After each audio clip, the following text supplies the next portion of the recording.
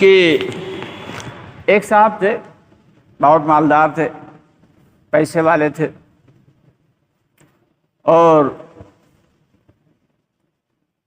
لیکن ان کو جو تھا وہ جو گوبر کے اندر ایک کیڑا پیدا ہوتا ہے جس کو کہتے ہیں گبریلا، اس میں سے نہایت بری بدبو نکلتی ہے، ہمیں خود اس کی بدبو سے الرجی ہے، بہت بری بدبو نکلتی ہے۔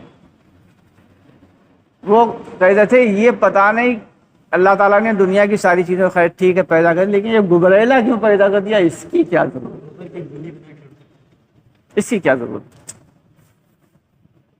خیر ان کی بات، تھوڑے دن کے بعد اچانک ان کے جو ہے پیر میں ایک زخم ہوا۔ ایک طبیب کو دکھایا، ڈاکٹر کو دکھایا، حکیم کو دکھایا، سب کو دکھایا، وہ زخم بڑھتا چلا گیا، بڑھتا چلا گیا، بڑھتا چلا گیا، صحیح نہیں ہو رہا پیر، یہاں تک ڈاکٹر نے کہہ دیا پیر کاٹنا پڑ جائے گا، یہاں تک کہ اس میں جو ہے اتنا زہر پھیل جائے گا کہ تم مر جاؤ گے۔ اور جتنا بھی مال و متاع تھا، زمینیں تھیں، گھر بار سب بیچ باچ کے بیچاروں نے، ان کی بیوی نے لگا دیا ان کے علاج میں۔ فقط حالی کا زمانہ آ گیا، بہت پریشان، تنگ دست، برے حالات ہو گئے۔ ایک دن میاں بیوی بیٹھے ہوئے تھے گھر میں کہ اچانک دروازے پہ ایک فقیر نے آواز لگائی، دے کچھ اللہ کے نام پہ۔ تو وہ عورت باہر آئی، ان کی بیوی کہنے لگی گھر میں ہمارے اپنے لیے کچھ نہیں ہے، تمہیں کیا دے، معاف کرو بابا۔ کہنے لگی کچھ پریشان لگ رہی ہو بیٹی، بتاؤ کیا بات ہے۔ کہنے لگی تمہیں کیا بتائیں، بڑے بڑے حکیم اور ڈاکٹر تو صحیح نہیں کر پائے، تمہیں کیا بتائیں۔ کہنے لگی نہیں تو جو بھی پریشانی مجھے بتا۔ تو اس نے بتایا کہ میرے میاں کے جو ہے، میرے شوہر کے پیر میں زخم ہے، وہ صحیح نہیں ہو رہا ہے۔ سارے حکیم، سارے طبیب، سارے ڈاکٹرز نے علاج کر کے دیکھ لیا، صحیح نہیں ہو رہا۔ تو اس نے کہا میری بات ایک مانے گی؟ کہا ہاں ہاں بتائیے، سارے پوچھ تو کر کے دیکھ لیے، اب تو علاج بھر کا پیسہ بھی نہیں بچا، بتائیے کیا کرنا ہے۔ کہا جو گبریلا ہوتا ہے، 2-4 گبریلے منگا، ان کو جلا، مارنے کے بعد جلا دے، اس کو جلانے کے بعد زخم پہ باندھ دے۔ خیر اس نے منگوائے گبریلے، جلانے کے بعد ان کے زخم پہ باندھے، اور وہ ان کا زخم جو تھا صحیح ہو گیا۔ تب انہیں اپنی پرانی بات یاد آئی کہ ہم نے ایک مرتبہ کہا تھا کہ یہ اللہ تعالیٰ نے یہ گبریلا کس مقصد سے پیدا کیا، آج اس کا مقصد جو ہے سمجھ میں آ گیا۔ تو اللہ تعالیٰ کی بنائی ہوئی کوئی بھی چیز رائے گا نہیں ہے، ہر چیز کو بنانے کا ایک مقصد ہے۔ اب کیا مقصد ہے کہ مچھر تو خواہ کاٹتے ہیں، کم وقت سونے نہیں دیتے ہیں، کیا مقصد ہے؟ کھٹمل کاٹتے ہیں، سونے نہیں دیتے، کیا مقصد ہے؟ چیٹیاں کھانے میں گھس جاتی ہیں، کیا مقصد ہے؟ لیکن اس کا صحیح مقصد اللہ کو ہی معلوم ہے۔ ایک علاقے میں لوگوں نے مچھروں کا صفایا کر دیا، سائنسدانوں نے ایسی دوا ایجاد کی، سارے کے سارے مچھر ختم۔ تھوڑے دن کے بعد وہاں نئی نئی قسم کی بیماریاں شروع ہو گئی، مچھر پکڑوا کے وہاں لا کے پھر سے پال دیے، پتہ یہ چلا کہ وہ مچھروں کی وجہ سے وہ بیماریاں وہاں پہ نہیں تھیں۔ تو اللہ کے معاملے اللہ ہی جانتے ہیں، اللہ نے بہت ساری چیزوں کو راز رکھا ہوا ہے۔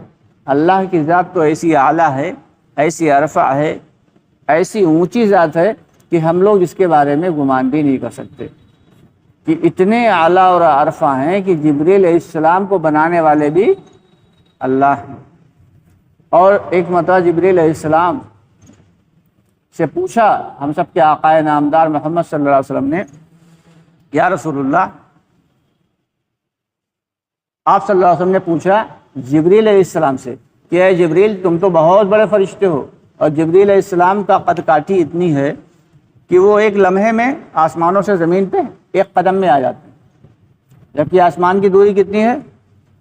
لا محدود، انفینیٹو، لا محدود، اور وہ ایک قدم میں آ جاتے ہیں۔ اگر وہ اپنی اصل حیت پہ آ جائیں تو ان کے پیر جو ہے وہ تحت الثری میں، یعنی زمین کی تہ میں، اور سر جو ہے وہ آسمانوں سے ٹکرا رہا۔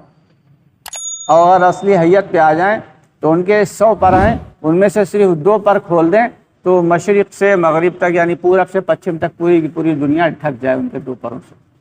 اتنے بڑے فرشتے۔ آپ صلی اللہ علیہ وسلم نے ان سے پوچھا ہے اے جبرائیل تم تو بہت بڑے فرشتے ہو، کیا تم سے بھی بڑا کوئی فرشتہ ہے؟ تو جبریل علیہ السلام کانپتے کہا ہاں رے اللہ، یا رسول اللہ ہم سے تو بہت بڑے بڑے فرشتے ہیں۔ کہا تم سے بڑے کہاں؟ تم سے بہت بڑے بڑے فرشتے ہیں۔ کہا ایک فرشتہ تو جس کا نام صدلقن ہے،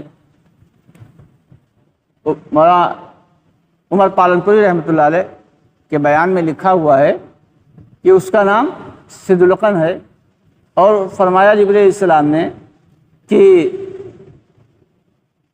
وہ فرشتہ اتنا بڑا ہے کہ دنیا کے 7 سمندر اٹھا کے اس فرشتے کے ہاتھ کے انگوٹھے کے ناخن پہ رکھ دیے جائیں تو ذرا بھی نہ چلے، ذرا بھی نہ چلے۔ اب اندازہ لگائیں کتنا بڑا فرشتہ ہو، جس کا 7 سمندر، جس کا پانی اگر اس کے انگوٹھے کے ناخن پہ رکھ دیا جائے تو چھلکے نہ، تو اس کا انگوٹھا کتنا بڑا ہوگا، اس کا ناخن کتنا بڑا ہوگا۔ دنیا میں صرف اللہ نے سیمپل دکھائے ہیں، دنیا میں بچھو دکھا دیا، یہ بچھو ہے، چھوٹے سارے ہوتے ہیں، اتنے اتنے بڑے، اتنے بڑے بچھو ہوتے ہیں، آتے ہیں کاٹتے چلے جاتے ہیں، اور آپ اپنے کام میں لگے رہیں۔ اس میں احادیث میں آتا ہے کہ جہنم میں جو بچھو ہوئیں گے وہ کتنے بڑے ہوئیں گے؟ اچر کے برابر، یعنی گدھے سے بھی بڑے، گدھے سے بھی بڑے بڑے بچھو ہیں۔ تو یہاں تو صرف ایک سیمپل دکھایا ہے، ہر چیز کا سیمپل ہے۔ اسی طریقے سے جنت میں یہاں کے حساب سے یہاں پہ انگور کتنے ہوتے ہیں، اتنا بڑا کوشہ لیا ہے، اتنے اتنے بڑے دانے ہیں، توڑ توڑ کے کھا رہے ہیں آرام سے، دھیرے دھیرے دھیرے دھیرے مزے مزے ہیں۔ کوئی کھٹا نکل رہا ہے تو کوئی میٹھا نکل رہا ہے۔ جنت میں ایک ایک دانہ جو ہے وہ انسان کے سر کے برابر ہوگا، بڑے بڑے خوشے لگے ہوں گے، بڑے بڑے خوشے ہوئیں گے اس کے، اور وہ انسان کی اپنی دسترس میں ہوئیں گے، بیٹھے ہوئے ہیں اور وہ پیڑ کے لگا ہوا ہے۔ جنتی کا دل چاہے گا کہ ہم انگور کھائیں، انگور خود ہی اس کا خوشہ آ کے لٹک جائے گا، یہ توڑے گا کھائے گا، جب تک جی چاہے گا کھاتا رہے گا، پیٹ وہاں بھرے گا نہیں، جتنا جی چاہے کھائے گا، پیٹ بھرے گا نہیں۔ پیٹ جب اس کا دل بھر جائے گا کہے گا ہٹ جائے، چلا جائے گا، پھر وہ جی چاہ سیب کھائیں، اب وہ سیب کا خوشہ جو ہے آ کے لٹک گیا، اب سیب کھا رہے ہیں مستی سے، ایک کھایا بہت مزیدار ہے، دوسری کاش کھائی اس سے بھی زیادہ مزیدار ہے، تیسری کھائی اس سے بھی زیادہ مزیدار ہے۔ سائنس کے ایک نیم کے مطابق دیکھا جائے تو انسان کو جب بھوک لگی ہوتی ہے تو پہلی روٹی جو ہے وہ اس کو سب سے زیادہ مزیدار لگتی ہے، دوسری روٹی اسے اس سے کچھ کم مزیدار لگتی ہے، تیسری اس سے بھی کم مزیدار لگتی ہے۔ لیکن وہاں کا معاملہ یہ ہوئے گا کہ پہلا جب سیب کو کاٹ کے پہلی کاش کھائے گا وہ اچھی لگے گی، دوسری کھائے گا وہ اس سے زیادہ اچھی لگے گی، تیسری کھائے گا وہ اس سے بھی زیادہ اچھی لگے گی، یہاں تک وہ ہر کاش کو مزید اچھا بہتر بناتا چلا جائے۔ یعنی اللہ تعالیٰ اس کے اندر یہ خوبی رکھی ہے جنت کے پھلوں میں اور جنت کی ہر چیز میں، جیسے جنت کی حور ہے۔ انسان کو کہاں سے پیدا کیا ہے؟ انسان کو کہاں سے پیدا کیا؟ کھنکھناتی ہوئی سڑی ہوئی مٹی سے، مٹی، آگ، ہوا، پانی، یہ 4 چیزیں، اور اس کے بعد اس میں 5ویں چیز کیا ڈال دی اللہ نے؟ روح، تب بنا انسان۔ آگ، مٹی، پانی، ہوا یہ سب ہے تو صرف جسم ہے، اور جب اس میں روح پڑ گئی تو بن گیا انسان، اور وہ روح نکل گئی تو پھر بن گیا مٹی۔ فلانے کی مٹی کہاں رکھی ہے؟ ابھی ہم یہاں بیٹھے ہیں، طاہر بھائی بیٹھے ہیں، اور ابھی روح نکل جائے تو پھر کیا ہوئے گا؟ مٹی کہاں ہے بھائی؟ فلانے کی مٹی کہاں ہے؟ اچھا وہ وہاں رکھی ہے۔ تو یہ اللہ نے جو روح ڈالی ہے، اس روح کی وجہ سے ہم انسان ہیں، ورنہ تو صرف مٹی ہے۔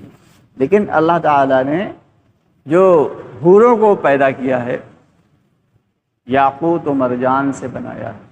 کیسے بنایا ہے؟ یاقوت ایک بہترین قسم کا بڑا قیمتی سرخ رنگ کا پتھر ہوتا ہے، بہت قیمتی۔